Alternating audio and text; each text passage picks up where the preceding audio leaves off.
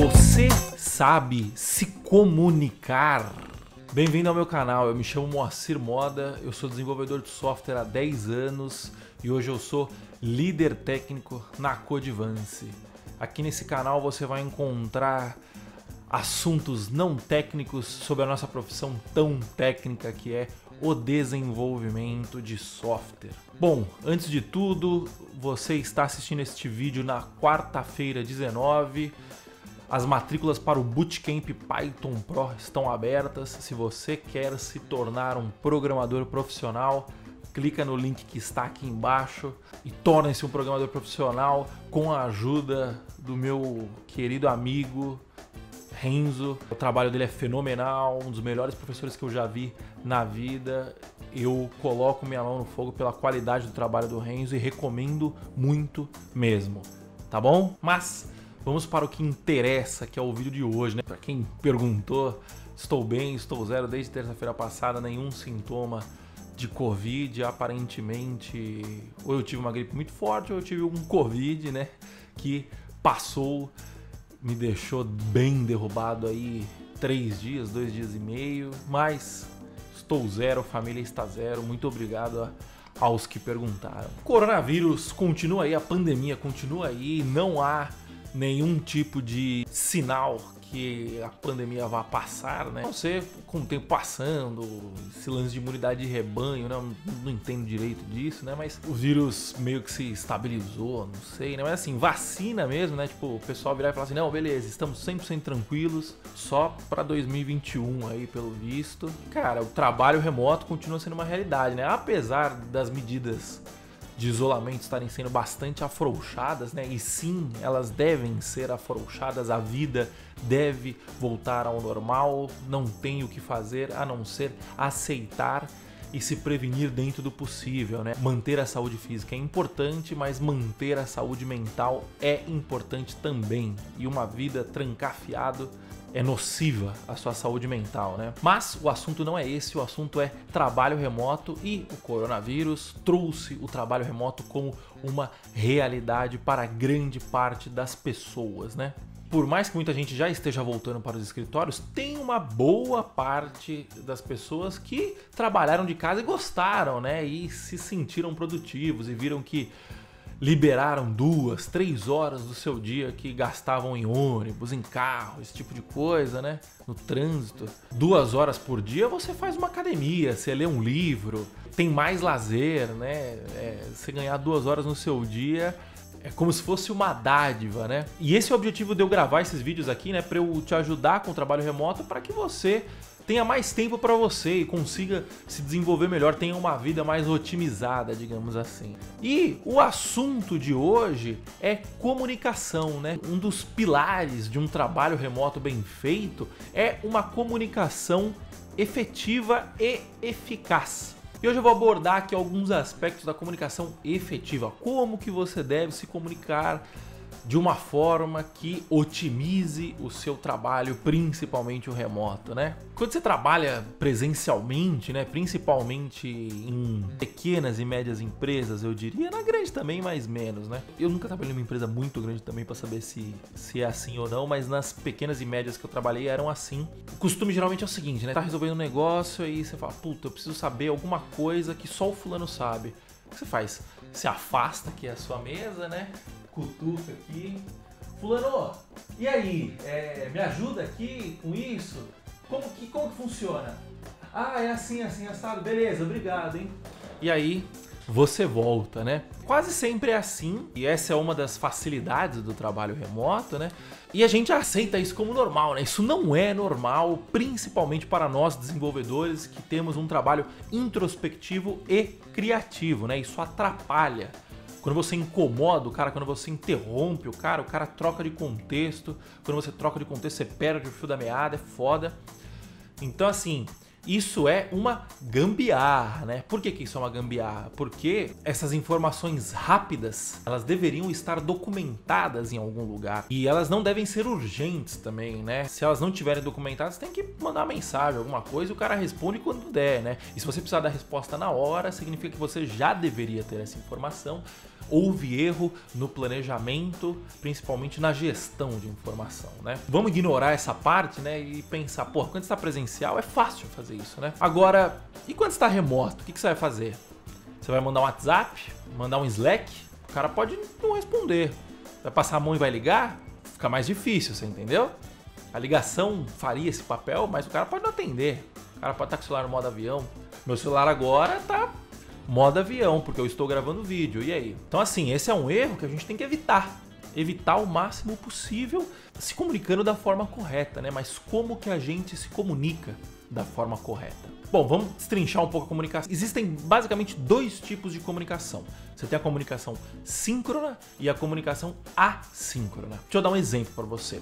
Uma reunião é uma comunicação síncrona. Uma reunião, uma ligação. O que é uma comunicação síncrona? É uma comunicação que o emissor, né, fala e o receptor recebe a informação e já devolve, né? Então, tipo assim, é como se fosse uma linha direta, digamos assim. Não há interrupções. Então, porra, você liga e fala, alô, oi fulano, tudo bem? Tudo bem, você? Tudo bem também. Escuta, aquele relatório lá, você entregou? Puta, eu não entreguei. Isso é uma comunicação síncrona, né? Vocês dois pararam o que estavam fazendo para focar simplesmente em se comunicar.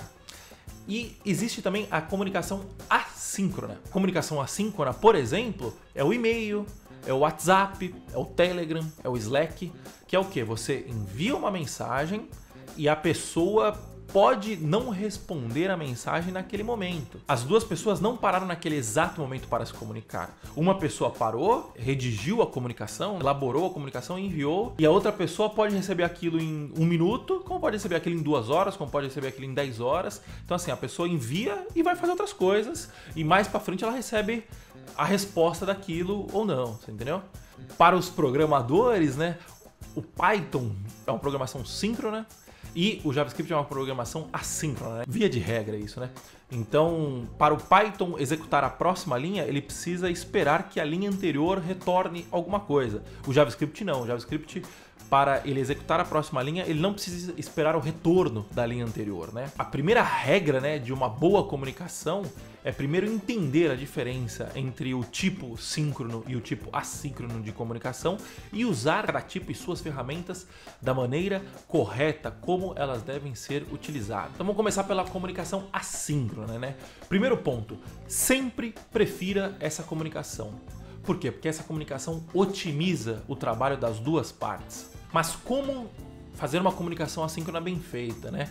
Uma comunicação assíncrona ela deve ser completa, ela deve ser detalhada. Para quê? Para que quando o receptor da mensagem leia esta mensagem, ele consiga dar uma tratativa, responder, seja o que for, né? Tomar uma ação simplesmente com as informações que tem ali, para que ele não precise ligar para você e falar assim, ô Moacir, você me mandou uma mensagem aqui, mas eu não entendi direito. A comunicação assíncrona, para ela ser bem feita, ela tem que ser detalhada, porque senão ela acaba virando uma comunicação síncrona.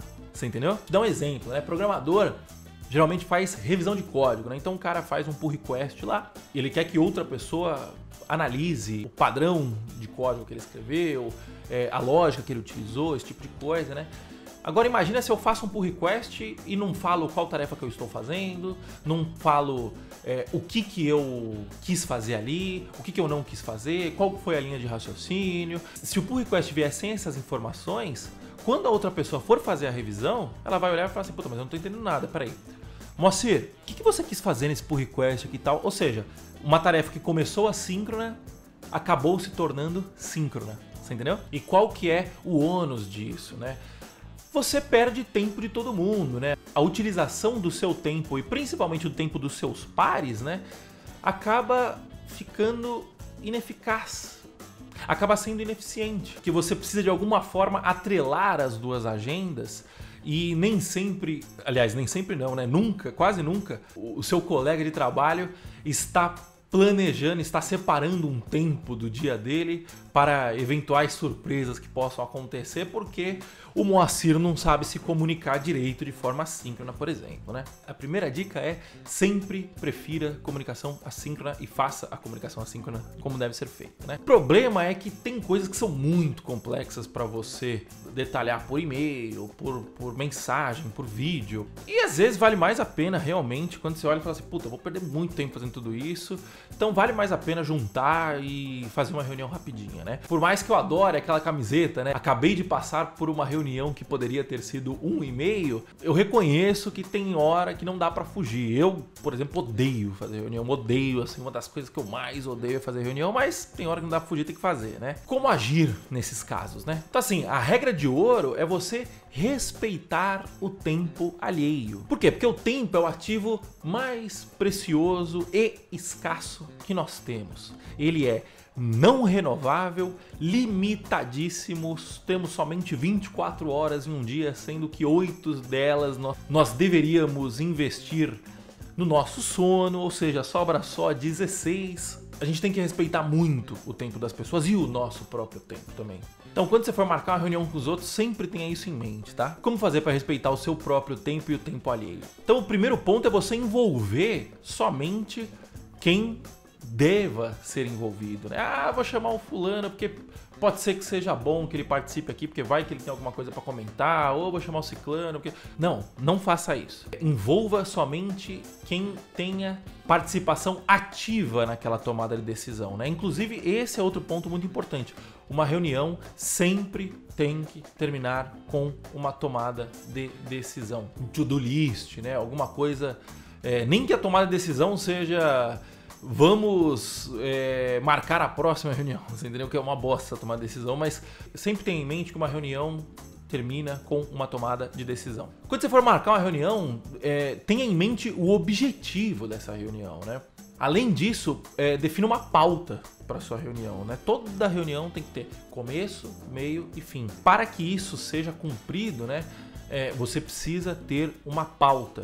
E quando você for se reunir com outra pessoa, seja você o convocado ou o convocador da reunião, prepare-se para essa reunião, né? Leia a pauta, veja, puta, a pauta é essa, então eu preciso coletar essas informações, eu preciso estar com essas informações aqui na cabeça para poder agilizar a nossa tomada de decisão, né? Estude, né? Faça a sua lição de casa, chegue preparado para a reunião. E também atente-se ao tempo da reunião, né? Defina um horário específico para aquela reunião e respeite esse horário. Evite reuniões de mais de 1 hora. Reunião é muito chato, cara. Reunião é muito chato, tem que otimizar. Beleza, vai ter hora que não vai ter como fugir, mas sempre que possível, evita a reunião de 1 hora. Eu, por exemplo, marco as minhas com 45 para terminar em 30 minutos, que é para agilizar. E, ao término da reunião, né, documente o que foi decidido, né? Então, documenta, bom, decidiu isso, vamos fazer isso e aquilo. Cara, manda um e-mailzinho pra todo mundo, manda um WhatsApp, manda no grupo do Slack, no grupo do Telegram, pra todo mundo ficar ciente, né? Até agora, nada de novo, né? Tudo que eu falei aqui se aplica ao remoto, mas também se aplica ao presencial, né? Mas mesmo assim eu resolvi abordar esses assuntos, né? Porque essa desorganização no presencial, ela passa um pouco. No remoto, se você se desorganizar desse jeito, você vai ficar completamente improdutivo. E você pode ver que começa a surgir um padrão, né? Começa a emergir um padrão aqui que é o seguinte: o remoto, ele potencializa possíveis descuidos com a organização, né? Então assim, a desorganização, ela impacta o presencial, mas ela impacta muito mais o remoto, né? Pode ver que eu sempre vou bater na tecla da organização. Mas voltando às particularidades do remoto, né? Vamos às ferramentas. Assim, hoje em dia a gente vive na era da comunicação instantânea, né? A gente está literalmente a 1 segundo de distância de qualquer pessoa que tenha uma internet, um smartphone no bolso. Eu posso mandar um WhatsApp para um cara que está no Japão hoje, o WhatsApp vai chegar em 1 segundo, em 2 segundos, tá ligado? E essa capacidade tecnológica, né? Esse avanço tecnológico, ele é a nossa bênção e a nossa maldição, né? Por quê? Porque com essa abundância de informação, essa abundância de meios e capacidade, a gente fica meio perdido, meio que nem barata tonta e acaba usando a ferramenta certa da forma errada e acaba mais prejudicando a nossa produtividade do que melhorando a nossa produtividade de fato, né? Que é um exemplo besta. Se eu ligar meu WhatsApp agora, vai ter 4, 5 grupos falando de assuntos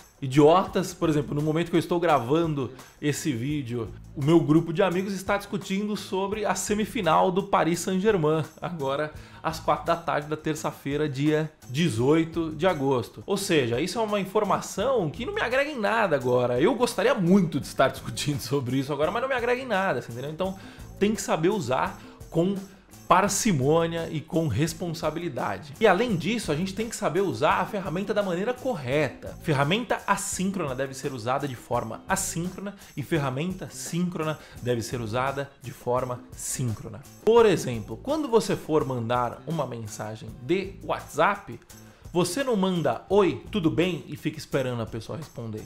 E da mesma forma, quando você for fazer uma videoconferência, você não espera a pessoa atender para coletar informações sobre o assunto que você quer tratar.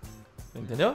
Use as dicas que eu dei alguns minutos atrás. E por fim, quando você tiver com um time metade remoto e metade presencial, pelo amor de Deus, evite de colocar 4 pessoas numa sala e um computador como o quinto elemento remoto. Se tem uma pessoa remoto, todos devem se comportar como se estivessem remoto.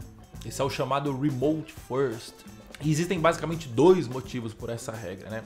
A primeira delas é a etiqueta. Você gosta, por exemplo, quando você está conversando numa mesa de bar ou uma mesa normal e você tem 4, 5 pessoas conversando, de repente uma pessoa começa a cochichar com a outra, cochichando no ouvido da pessoa. Quando você faz uma reunião com 4 pessoas dentro de uma sala e a quinta pessoa remota se sente exatamente dessa forma, que as pessoas vão cochichar do lado, e é muito chato isso. E o segundo motivo é a eficiência da comunicação, né? Quando tá todo mundo remoto, não tem como acontecer esses cochichos, que é normal. Não tô falando que a pessoa que tá cochichando, ela é mal educada, não é esse o ponto aqui. A pessoa acaba fazendo isso sem querer. A questão é que quando tá todo mundo remoto, todo mundo vai receber a informação pelo mesmo canal. E isso garante que todo mundo esteja recebendo a mesma informação e não haja desencontros, não haja qualquer tipo de telefone sem fio. Beleza?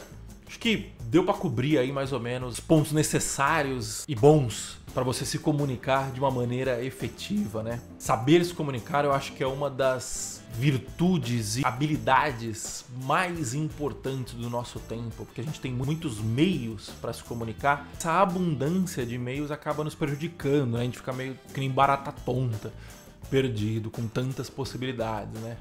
Se eu não me engano, isso se chama Choices Paralysis, dá uma pesquisada depois. Bom, é isso. Se você gostou do vídeo, deixa o seu like, se inscreva no canal, ative as notificações, me siga nas redes sociais, @MoacirModa, mas principalmente deixe o seu comentário. Eu quero ouvir o que você tem para dizer, porque esse canal é uma via de mão dupla. Eu quero falar, mas eu também quero ouvir, tá certo? Na semana que vem eu vou falar sobre hábitos e rotinas do trabalho remoto, beleza? E não se esqueça, matrículas abertas do Bootcamp Python Pro. Clica no link aqui na descrição para se inscrever, tá bom? Muito obrigado, até a próxima e tchau, tchau!